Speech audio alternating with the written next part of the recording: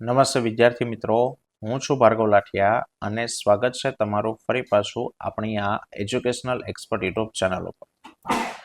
મિત્રો, આજે આપણે ધોરણ 7માં વિષય વિજ્ઞાન અને ટેકનોલોજીમાં ગાલા સ્વાધ્યાય પોથીમાં દ્વિતીય સેમેસ્ટર માટે ચેપ્ટર નંબર 1 એટલે કે એમ કહેવાય તો 7મું ચેપ્ટર, બરાબર, જેનું આજે આપણે સ્વાધ્યાય પોથીમાં પ્રશ્નોના જવાબ આપવાના છે, બરાબર. પણ આખું ચેપ્ટર આપણે એક વિડીયોમાં નથી જોવાના, એના 2-3 ભાગ પડશું.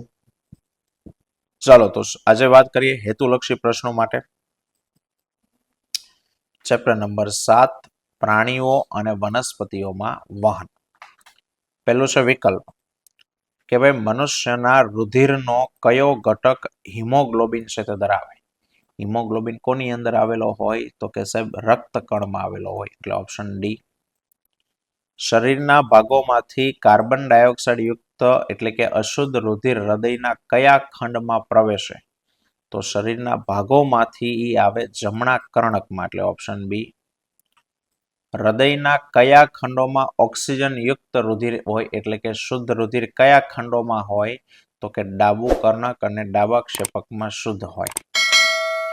હૃદયના કયા ખંડમાં રુધિર ફેફસામાં આવે, ખંડમાંથી રુધિર ફેફસામાં આવે તો કે જમણા ક્ષેપકમાંથી આવે.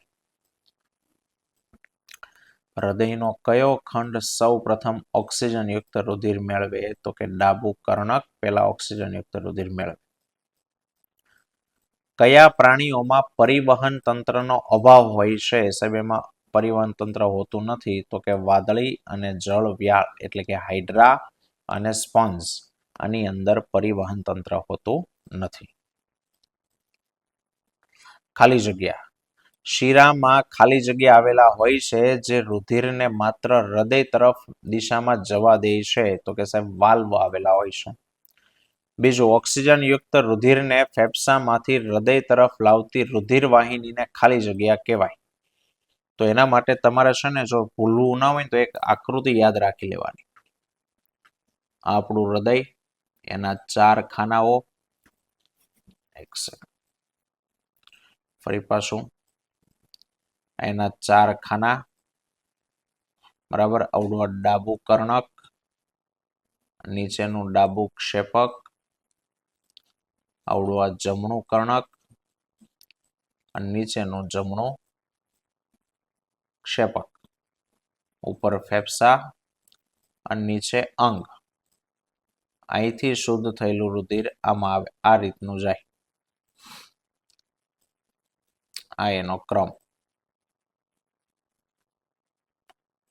તમને પૂછું, ઓક્સિજન યુક્ત રુધિરને ફેફસામાંથી અન્ય કોણ લાવે તો આ નળીને કહેવાય ફુફ્ફુસીય શિરા કહેવામાં આવે.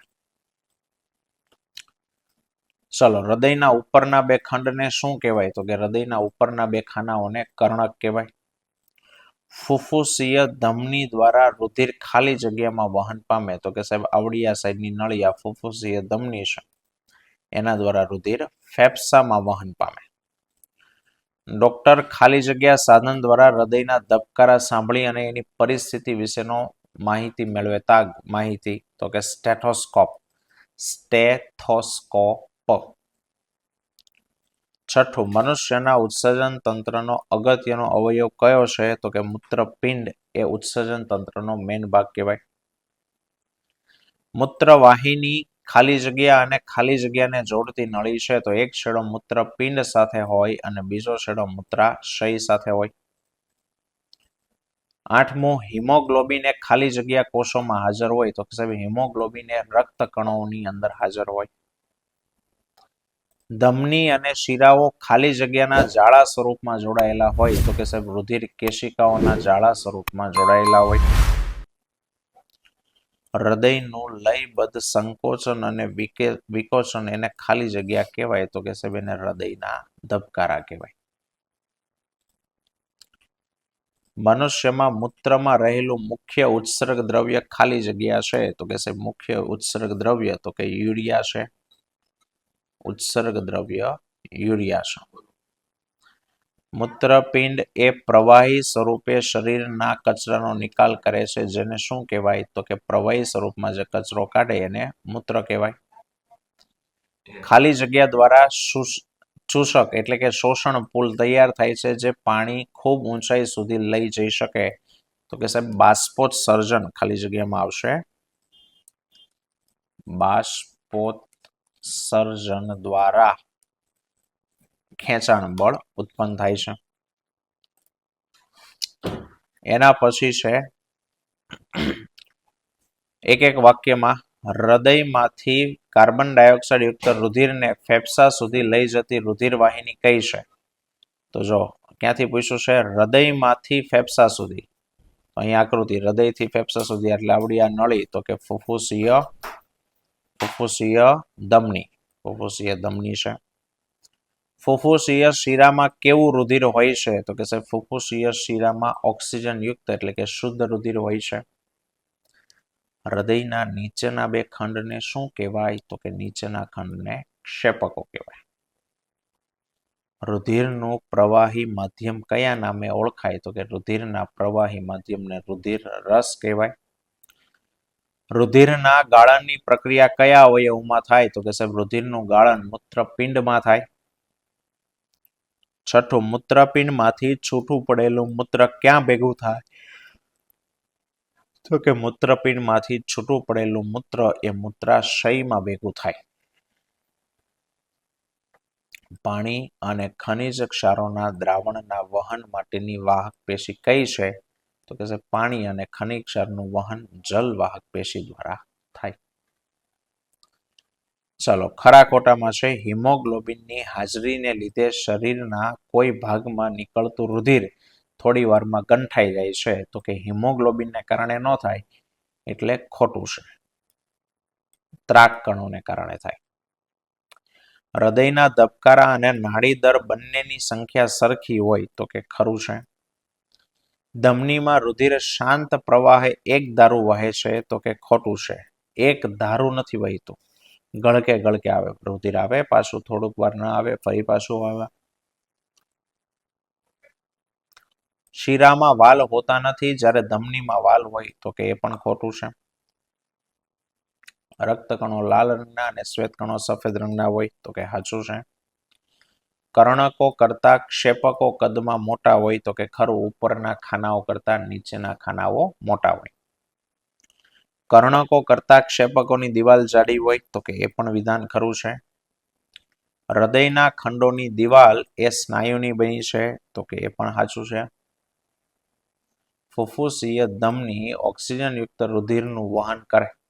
ફુફુસીય ધમની ઓક્સિજન યુક્ત ખોટું છે. ઉચ્છ્વાસ દરમિયાન ફેફસા દ્વારા કાર્બન ડાયોક્સાઇડ અને ઉત્સર્ગ દ્રવ્યો નિકાલ પામે છે, તો કે ખરું. કાર્બન ડાયોક્સાઇડ અને અન્ય ઉત્સર્ગ દ્રવ્યો ઉચ્છ્વાસમાં નિકાલ પામે. ચલો એક વાક્યના ઉત્તરમાં છે રુધિરમાં હિમોગ્લોબિનનું કાર્ય શું છે? તો કે સાહેબ હિમોગ્લોબિન ઓક્સિજન સાથે જોડાય છે અને શરીરના બધા ભાગો સુધી ઓક્સિજન પહોંચાડે. શ્વેતકણનું કામ શું છે? તો શ્વેતકણો શરીરમાં પ્રવેશતા રોગના જંતુઓની સામે સામનો કરી અને શરીરને રોગથી મુક્ત રાખવાનું કામ કરે. રુધિર વાહિનીઓના 3 પ્રકાર છે. ધમની કહેવાય, શિરા કહેવાય અને રુધિર કેશિકાઓ અથવા ખાલી કેશિકા. ધમની કોને કહેવાય? તો કે હૃદયમાંથી રુધિરને શરીરના વિવિધ ભાગો તરફ લઈ જતી રુધિર વાહિનીને ધમની કહેવાય.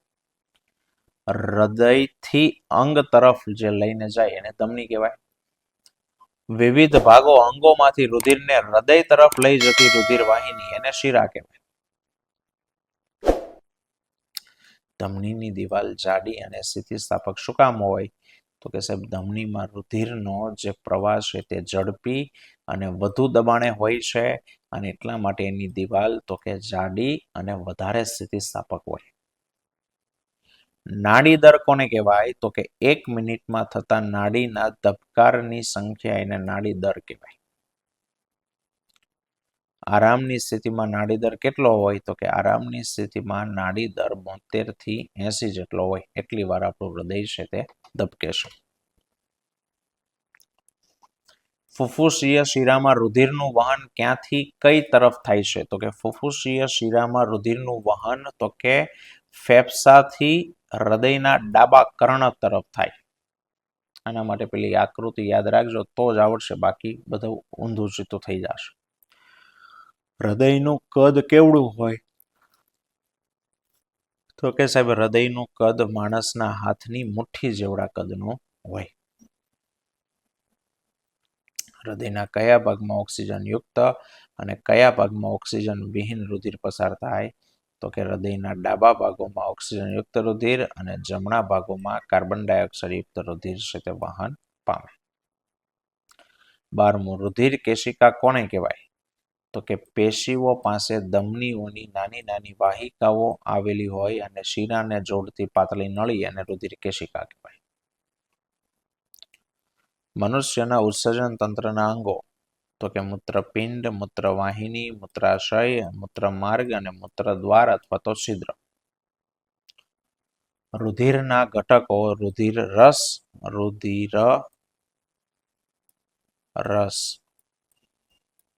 રક્તકણો, શ્વેતકણો અને રુધિર કણિકાઓ. રુધિરનો લાલ રંગ શેના કારણે હોય છે? તો કે સાહેબ રુધિરનો લાલ રંગ તેમાં રહેલા હિમોગ્લોબિન નામના રંજક દ્રવ્ય છે એને કારણે રુધિરનો રંગ છે તે લાલ હોય. રેડી? ચાલો આટલે સુધીનું રાખીએ. બાકીના પ્રશ્ન 6 થી આવતા લેક્ચરમાં જોશું. ત્યાં સુધી જય હિન્દ, જય ભારત.